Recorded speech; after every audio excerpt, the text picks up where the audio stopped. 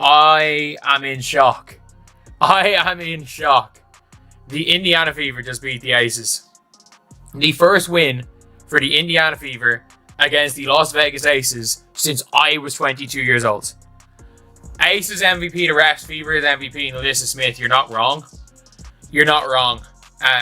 The Las Vegas Aces, once considered an unstoppable dynasty, just suffered a stunning defeat that shocked the entire basketball world. A 27-point blowout. Check. A'ja Wilson receiving favorable calls from the officials and still coming up short. Check. Chelsea Gray struggling to make an impact despite all the hype. Big check. While Wilson was pushing the limits on the court and getting away with it, a focused and determined team in Indianapolis was about to give the league a lesson in how real team-first basketball is played. A'ja Wilson. My God, you see how many free throws that lady have? Oh my God, on the stat sheet she had basically 30 points, but all the free throws this woman got, man. They tried their best to keep the Aces in the game, man, but it didn't matter. It didn't matter, man. They destroyed the Aces. About freaking time the Fever finally beats the Aces, man.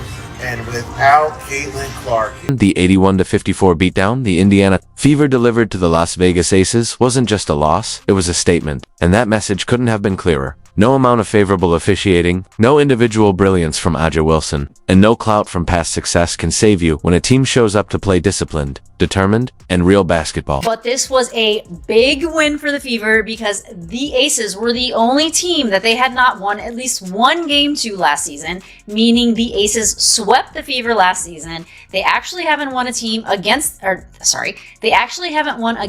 against the Aces in 16 games. And they did it without Caitlin Clark. This team is crazy. They are beating the number one team in the league first.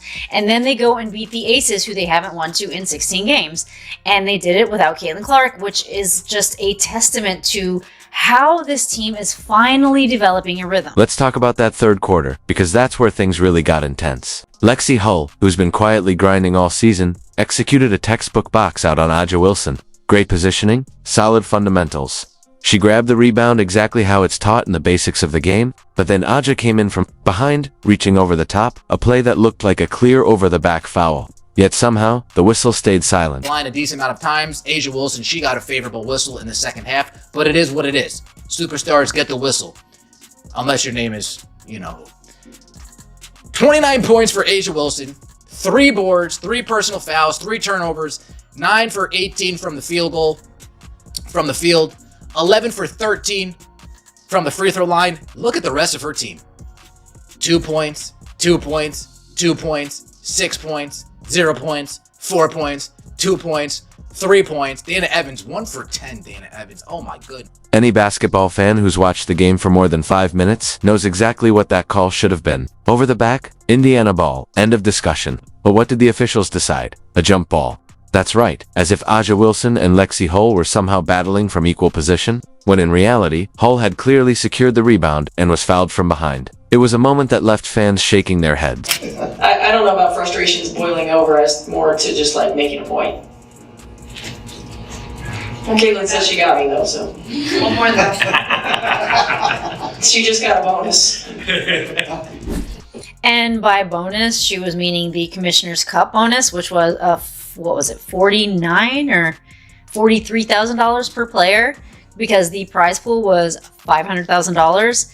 And apparently, Steph White just was pissed about the officiating. I don't know if it was A'ja Wilson's whistle or what, but even the broadcasters were caught off guard. You could hear the confusion in their voices as they tried to process what they had just seen. The contact was far too obvious to be considered a 50-50th call, yet somehow, the officials managed to turn a clear foul into a neutral ruling, one that ended up favoring the player who committed the violation. The third.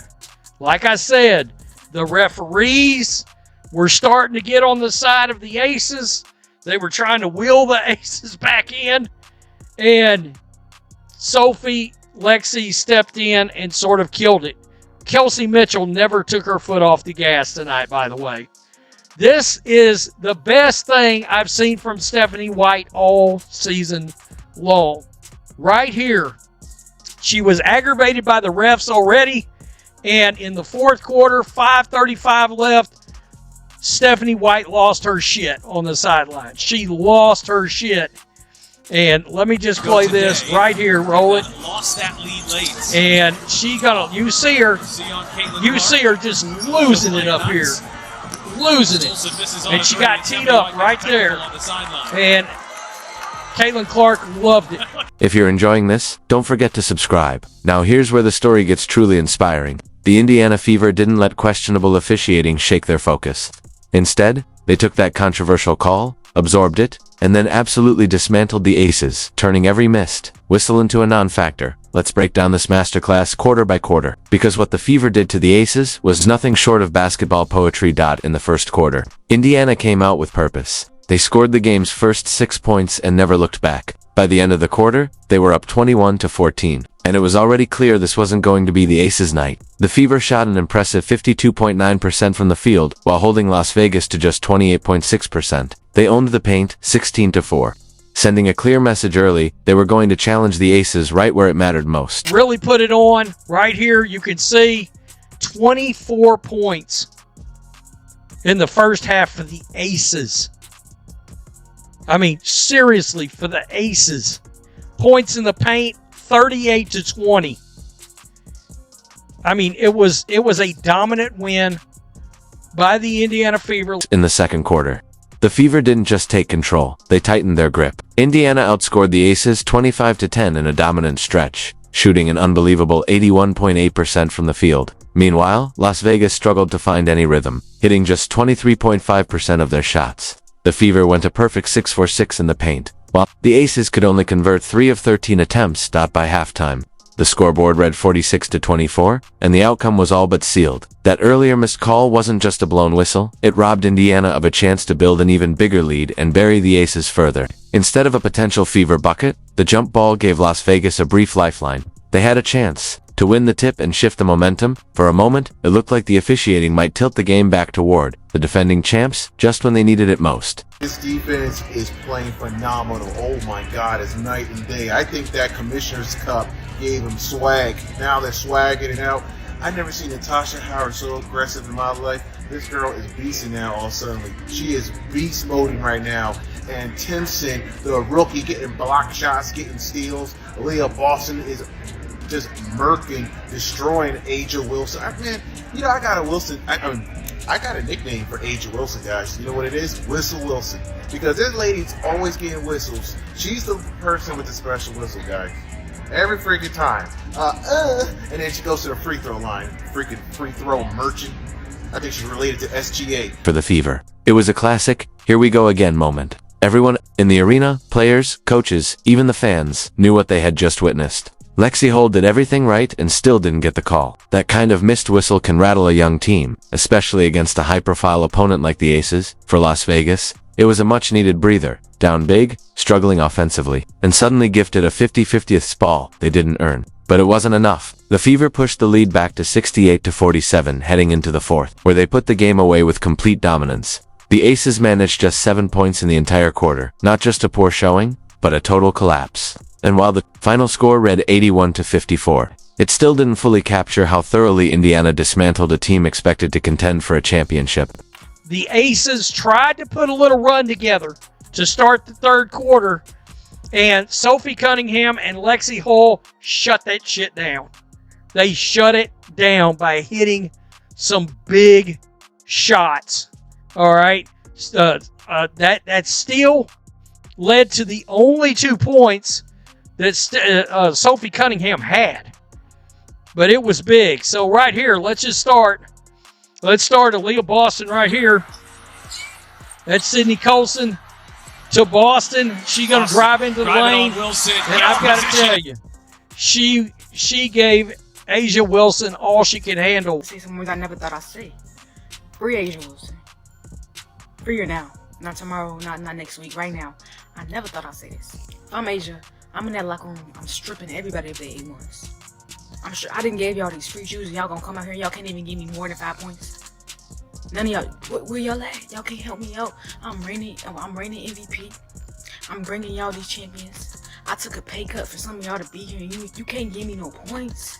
Really, I'm over here. I have 25 points in the third quarter, and you can't give me nothing. With more turnovers than points and assists combined, More turnovers than points and assists combined. We got point god, aka point fraud. And remember, this is probably who the WNBA player said was also better than Caitlin Clark. They said I'm pretty confident they said she was better than Caitlin Clark. Guys, when did Indiana Fever turn into the best defensive team in the NBA? When? I mean, after that celebration from the Commissioner's Cup, we all thought they were going to come out here a little bit hangover. I mean, their defensive prowess has gone up 100%. In the first half, we have Aces down 22 points. We have only beaten Las Vegas Aces one time in 9 years. For those who do not know that statistic, we've only beaten them once in 9 years. Their defense is impenetrable. We have 28 points in the paint for the second quarter. We are shooting 90% from the field in the second quarter. This is insane. Team win, folks. Team win. And you notice the team win, like I said, 24 assists on 31 shots. 24 assists on 31 shots. The Indiana Fever hold the Las Vegas Aces to 26% from the field. 26%. This was a Fever defense smothering. The Aces weren't just missing shots. The Fever defense was all over the place. Defensively, we were all over the place. Neither team could hit a three, except for Kelsey Mitchell. Money Mitch can hit the three.